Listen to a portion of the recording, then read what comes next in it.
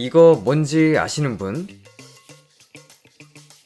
안녕하세요, 편안한 IT 리뷰 더신자입니다. 오늘은 좀 특이한 제품을 보여드리려고 합니다. 바로 LG에서 2018년도 말에 출시한 워치 W7인데요. 진짜 물리적인 시침 분침이 있습니다. 시계면 당연히 시침 분침이 있는 거 아니냐 하실 텐데, 이게 스마트워치라는 게 좀 재밌는 부분이라고 할 수 있겠습니다. 요런 재밌는 기능도 있고 부팅될 때 굉장히 화려하죠. 이 제품은 하이브리드 스마트워치로 이제는 꽤 다양한 제조사에서 이런 식의 풀 디스플레이를 가진 하이브리드 스마트워치를 내놓고 있지만 그 당시에는 그리 흔하지 않았습니다. 저 같은 경우는 하이브리드 스마트워치에 이전부터 관심이 좀 있어서 LG보다도 먼저 나온 G타임 하이브리드 스마트워치를 펀딩해서 사용을 했었습니다. 그 후에 이제 LG에서도 출시를 해서 사용을 했었던 건데, 제가 이 제품을 사용했던 이유는 그 당시에 나온 하이브리드 워치 중에 스마트워치에 가장 가까웠기 때문입니다. 대부분은 아날로그 워치에 작은 화면을 달아서 간단한 알림 정도로 볼 수 있었던 것에 비해 LG는 이때부터 구글의 웨어OS를 탑재하고 풀터치 디스플레이를 달아서 출시를 했었으니까요. 사용 후기를 먼저 말씀드리자면, 제가 워낙 특이한 걸 좋아하고 남들하고 다른 걸 가지고 다니는 걸 좋아했던 터라 꽤 만족했었지만 사실 부족함도 많았던 하이브리드 스마트워치입니다. 이제 하나씩 보여드리면서 말씀을 드려볼게요. 일단 디자인, 겉으로만 봤을 때는 정말 아날로그 워치처럼 생겨서 어느 옷에 매치해도 잘 어울리는 디자인입니다. 디자인은 꽤나 만족스러웠다. 베젤에는 숫자가 적혀있는 것을 알 수 있어요. 그래서 더 아날로그 워치 같죠. 그리고 크라운 버튼을 포함해서 총 3개의 버튼이 자리합니다. 스트랩은 22mm로 일반적인 시계 스트랩으로 교체해서 사용할 수 있고요. 디스플레이는 1.2인치 360 해상도를 가진 LCD 패널입니다. 터치해서 깨울 수도 있고 손목을 돌려서 깨울 수도 있어요. AOD 기능도 있어서 항상 배경화면이 보이게 켜둘 수도 있어요. 하지만 배터리 소모가 많이 되기도 하고 어차피 물리적인 시침 분침이 있으니까 사용은 안 했습니다. 근데 이렇게 보다 보면 그런 생각이 들지 않나요? 스마트워치에 물리적인 시계 바늘이 있다 보니까 화면을 가리지 않을까? 실제로 가립니다. 그래서 상단 버튼을 꾹 누르고 있으면 시침 분침이 일자로 정렬되면서 화면이 살짝 위로 올라가는 기능이 있어요. 근데 아직도 좀 의문인 게, 이게 굳이 화면이 올라가야 했을까? 그냥 일자로 정렬만 하는 게 더 잘 보이지 않았을까라는 생각이 듭니다. 이게 살짝 위로 올라간다고 해서 화면을 안 가리는 건 아니거든요. 오히려 아래가 잘려버려서 더 불편한 느낌도 있죠. 웨어OS를 탑재했기 때문에 구글 플레이 스토어에서 앱을 다운받아 사용할 수 있습니다. 카카오톡부터 시작해서 다운받을 수 있는 앱들은 꽤 많다고 볼 수 있겠고요. 물론 그 중에서 제대로 활용할 수 있는 앱은 그렇게 많지는 않습니다. 가장 많이 쓰는 건 아무래도 카카오톡인데, 채팅방 목록을 볼 수 있고요. 채팅방에 들어가서 이모티콘이나 사진도 그대로 볼 수 있고, 이모티콘이나 간단한 매크로 답장 외에도 직접 쿼티 자판을 치거나 음성 인식으로 대화를 하는 것도 가능합니다. 물론 지금 사용하기에는 좀 답답하지만,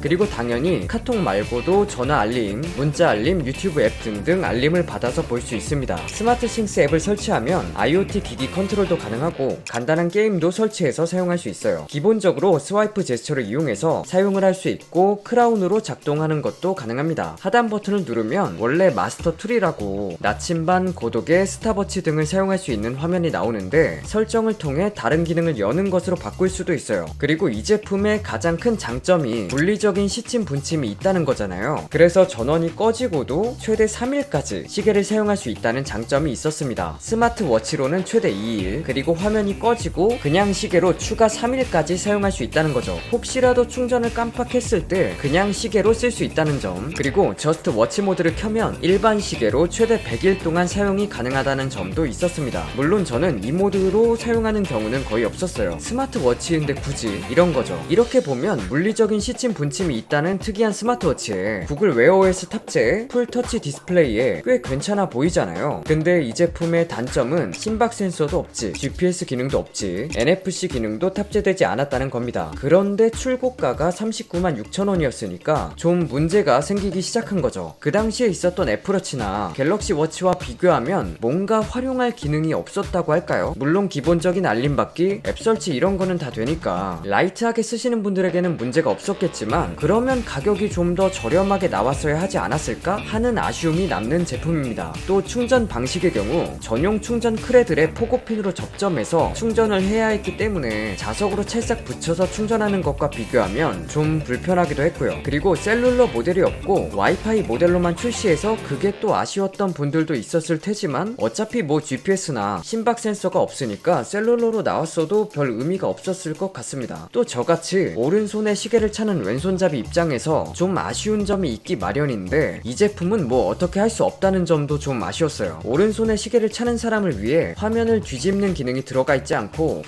근데 사실 이건 익숙해요. 뭐 그러려니 합니다. 또 베젤에 숫자가 각인되어 있다 보니까 뒤집을 수 없다는 점도 있겠고요. 전체적으로 보면 재밌는 제품이지만 뭔가 좀 아쉬운 제품이었다는 생각이 듭니다. 물리적인 시계 바늘이 있는 스마트워치라는 점은 지금도 흥미롭고 남들에게 보여주는 맛이 있다는 게 저 같은 관종 입장에서는 너무나 좋은 제품이었지만 일반적으로 사용하기에는 이것보다 더 저렴하면서도 더 기능이 많은 제품이 있으니까요. 디자인도 괜찮고 꽤 고급스럽고 줄질하기도 좋고 나쁘지 않았는데 가격만 좀 어떻게 저렴하게 나왔으면 괜찮지 않았을까 했던 그런 제품이었습니다. 제품에 대해 궁금한 점 있으시면 댓글 남겨주세요. 끝까지 시청해주셔서 감사드리고 재밌게 보셨다면 좋아요 부탁드려요. 오늘 준비한 영상은 여기까지입니다.